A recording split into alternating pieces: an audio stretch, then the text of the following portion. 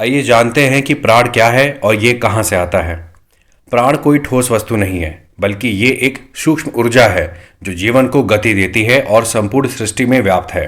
स्वामी विवेकानंद ने कहा था कि प्राण ही वो शक्ति है जो ब्रह्मांड को गतिशील बनाए रखती है। यह केवल मनुष्यों तक सीमित नहीं है, बल्कि हर जीव, हवा, पानी, पृथ्वी, सूर्य, चंद्रमा और पूरे ब्रह्मांड में फैला हुआ है। सूर्य इस ऊर्जा का सबसे बड़ा स्रोत है। जब सूर्य की किरणें धरती पर गिरती हैं तो वे जल, वायु, भोजन और संपूर्ण पर्यावरण को प्राण शक्ति से भर देती हैं, और यही प्राण वनस्पतियों द्वारा ग्रहण किया जाता है, जिसे भोजन बनता है। जब हम यह भोजन ग्रहण करते हैं और जब हम सांस लेते हैं तो यही ऊर्जा हमारे शरीर में प्रवेश करती है और जीवन शक्ति के रूप में कार्य करती है।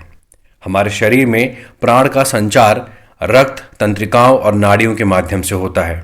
आधुनिक विज्ञान इसे बायो एनर्जी कह सकता है, लेकिन योग और आध्यात्मिक दृष्टि से ये उससे कहीं अधिक व्यापक और गूढ़ है। जब हम गहरी सांस लेते हैं, ध्यान करते हैं या सकारात्मक विचार रखते हैं तो प्राण शक्तिशाली बनता है। वहीं नकारात्मक चिंता, भय या गलत खानपान से यह कमजोर हो जाता है। जीवन और मृत्यु भी प्राण के प्रभाव पर निर्भर करते हैं। जब शरीर में प्राण सहज रूप से प्रवाहित हो रहा होता है तब हम स्वस्थ और ऊर्जावान होते हैं, लेकिन जब यह प्रवाह रुक जाता है तो शरीर निश्चल हो जाता है, जिसे मृत्यु कहा जाता है। परंतु प्राण मात्र शरीर तक सीमित नहीं है, यह सूक्ष्म रूप में निरंतर अस्तित्व में रहता है। जैसे वायु दिखती नहीं लेकिन महसूस होती है, प्राण ही वो शक्ति है जो हमारे विचारों, भावनाओं, स्वास्थ्य और चेतना को संचालित करती है। इसे संतुलित रखना ही सच्ची जीवन कला है।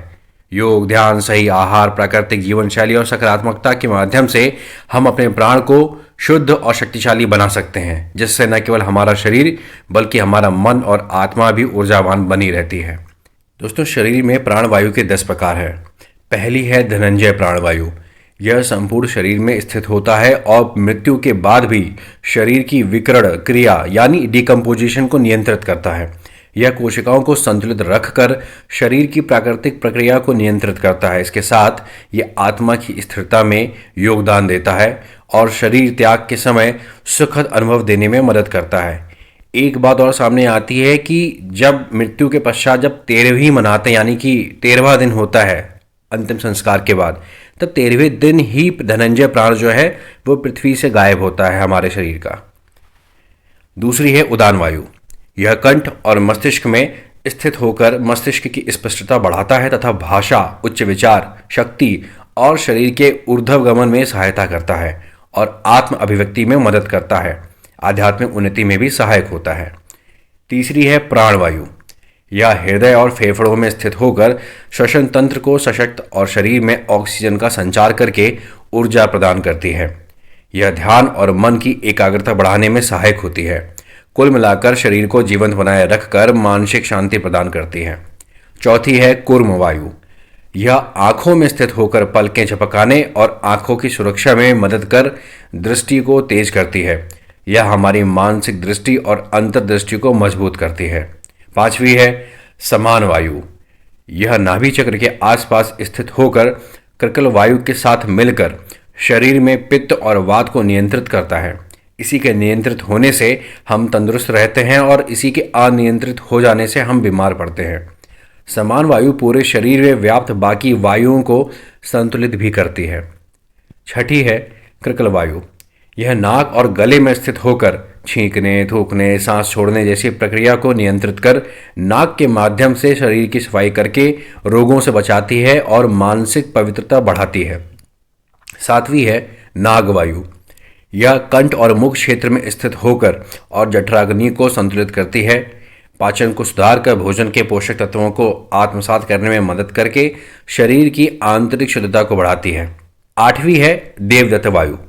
यह मुख और गले में स्थित होकर जम्हाई लेने की क्रिया को नियंत्रित करता है और शरीर को विश्राम देता है तथा इसी के प्रखर होने से अष्ट सिद्धियां, नवनिधियां और कुंडलिनी शक्ति नियंत्रित होती है।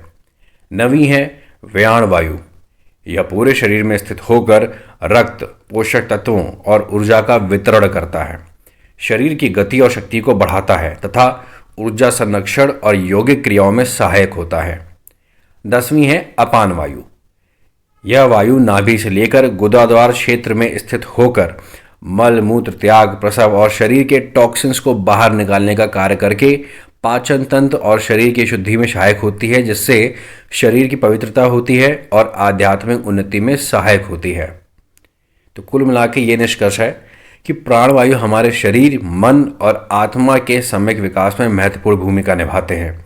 इनकी साधना करने से व्यक्ति शारीरिक, मानसिक और आध्यात्मिक रूप से समृद्ध होता है।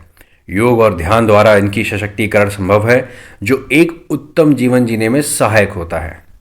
कमेंट करके जरूर बताएं कि वीडियो आपको कैसी लगी और इसी तरह जुड़े रहिए अपने वैदिक सिस्टम से। Must follow, subscribe and do like, comment and share. Her her Mahadev.